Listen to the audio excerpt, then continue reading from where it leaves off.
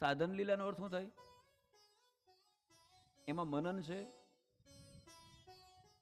એમાં ચિંતન છે, એમાં ધ્યાન છે, એમાં ગતિ છે.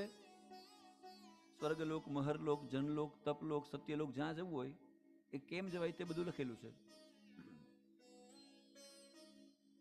અને વાણિયા બુદ્ધિથી જે ભગવાનનું ભજન કરતા હોય ને, ઘણા ભક્તો હોય ને ઘણા વેપારી હોય.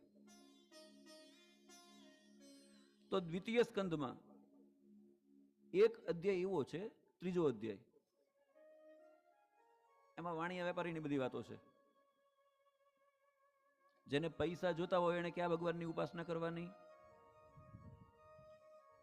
સંપત્તિ જોઈતી હોય એને કોની ઉપાસના કરવાની, પુત્ર જોઈતા હોય એને કોની ઉપાસના કરવાની, રાજ્ય જોઈતું હોય, બળ જોઈતું હોય, ઇન્દ્રિય સામર્થ્ય જોઈતું